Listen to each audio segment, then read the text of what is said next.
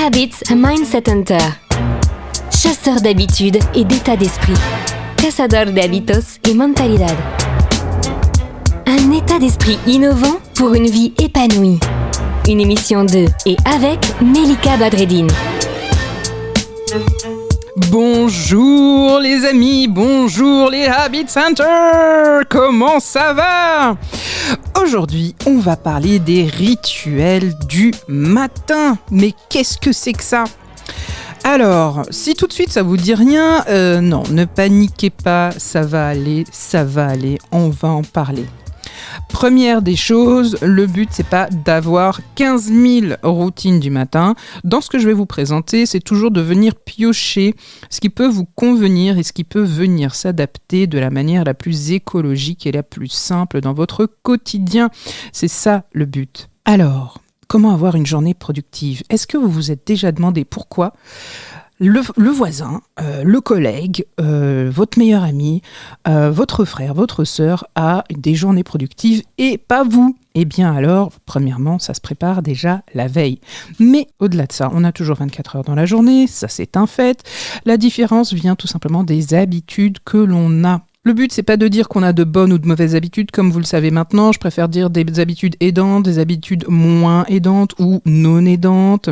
Et simplement mettre en avant le fait qu'il y a des habitudes qui vous permettront d'être tout simplement plus productifs. On peut penser par exemple à des personnes comme Dwayne Johnson, The Rock, qui ont, selon de qui on parle bien sûr, des routines matinales qui leur permettent et qui leur permettaient jusqu'à il n'y a pas si longtemps que ça d'être très très productifs. J'aimerais vous parler d'un ouvrage, Daily Rituals, How Artists Work, de Mason Currey, que je vous recommande d'aller lire sur les habitudes, les routines, les rituels.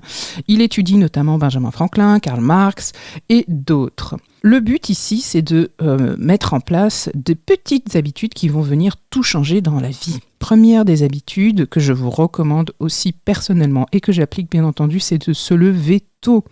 Saviez-vous que Richard Branson, qui est donc fondateur de Virgin, se lève à 5h45 pour faire de l'exercice et aussi prendre son petit déjeuner ? Saviez-vous que Tim Cook, donc le PDG d'Apple, se lève environ à 4h30 ? Tout ça pourquoi ? Pour pouvoir mettre en place de la gymnastique. Il y a aussi le fameux faire son lit. C'est William McCraven qui en parle, qui explique l'importance de faire son lit. Puisque si vous faites votre lit tous les matins, vous aurez accompli la première des tâches de la journée. Et vous commencez le matin avec ce sentiment de fierté d'avoir réussi à faire votre lit. Oui ! Il y a bien sûr le réciter des affirmations. Après, on aime ou on n'aime pas ça, bien entendu. Hal Herold dit « Lorsque vous concevez et écrivez activement vos affirmations pour être en alignement avec ce que vous voulez accomplir et ce que vous souhaitez être pour l'accomplir et que vous vous engagez à répéter cela tous les jours, idéalement bien entendu à haute voix, vous envoyez des signaux à votre subconscient. Les affirmations transforment donc notre façon de penser. Elles permettent de surmonter les croyances et les comportements limitants. Vous pouvez bien entendu faire de l'exercice, pas forcément 3 heures, bien entendu, on sait très bien qu'on a plein de choses à faire, mais vous avez aujourd'hui, vous trouvez très facilement des exercices de 15 minutes tous les matins.